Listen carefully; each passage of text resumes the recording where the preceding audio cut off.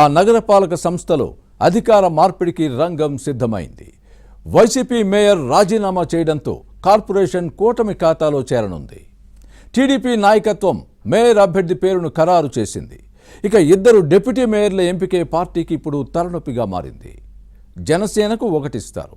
మిగిలిన పోస్టు కోసం టీడీపీలో పోటీ ఉంది. ఈ విషయంలో ఒరిజినల్ సోల్జర్ వలసవాది మధ్య రగడ జరుగుతోంది. లేడీ డిప్యూటీ మేయర్ అసెంబ్లీ ఎన్నికల ముందు వైసీపీ నుంచి టీడీపీలో చేరారు. తనకిచ్చిన హామీ ప్రకారం ఉప మేయర్గానే కొనసాగించాలి అని ఆమె పట్టుపడుతున్నారు. తెలుగుదేశం నుంచి ఎన్నికైన వారికే డిప్యూటీ ఇవ్వాలన్న డిమాండ్ కూడా వస్తోంది. ఇంతకీ ఏదా నగరపాలక సంస్థ? సైకిల్ పార్టీ మేయర్ అభ్యర్థి ఎవరు? డిప్యూటీల కోసం పోటీ పడుతున్నదెవరు?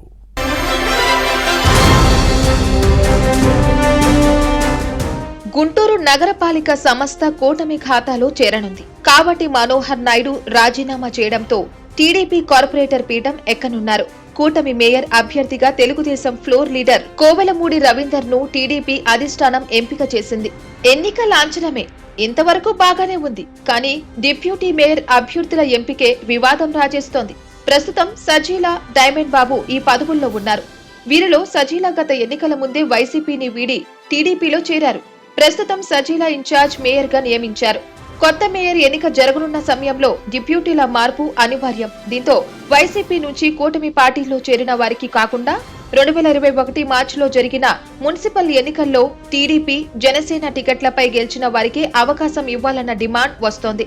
దీనిలో భాగంగా గుంటూరు తూర్పు నియోజకవర్గ పరిధిలోని 9వ డివిజన్ టీడీపీ కార్పొరేటర్ యాదవ్ సామాజిక వర్గానికి ఎల్లావుల అశోక్ డిప్యూటీ మేయర్ పదవి ఆశిస్తున్నారు.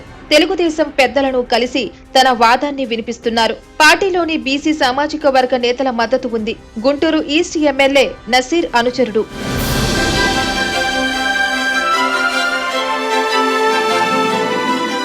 అయితే అసెంబ్లీ ఎన్నికల ముందు పసుపు కండువ కప్పుకున్నప్పుడే తనను ఇదే పదవిలో కొనసాగించేలా హామీ ఇచ్చారన్నది సజీల వాదన. మొదటి నుంచి పార్టీలో ఉన్న ఎల్లావుల అశోక్ కు ఇస్తారా లేక సజీలనే కొనసాగిస్తారా అనేది సస్పెన్స్ గా మారింది. సజీల, ఎల్లావుల అశోక్ గుంటూరు తూర్పు నియోజకవర్గంకు చెందిన వారే కావడంతో ఇద్దరిలో ఎవరో ఒకరికి డిప్యూటీ మేయర్ అవకాశం ఉంటుంది. తెలుగుదేశం కమిటెడ్ సోల్జర్ అశోక్ ను కాదని వలస వచ్చిన సజీలను కొనసాగిస్తే క్యాడర్లోకి తప్పుడు సంకేతాలు వెళ్తాయని సీనియర్లు భావిస్తున్నారు. దీంతో డిప్యూటీ మేయర్ అభ్యర్థి ఎంపిక వ్యవహారం పార్టీకి తలనొప్పిగా మారింది. మేయర్ అభ్యర్థి ఎంపిక సునాయాసంగా జరిగిన డిప్యూటీ మేయర్ ఎంపిక ఇబ్బందికరంగా మారింది.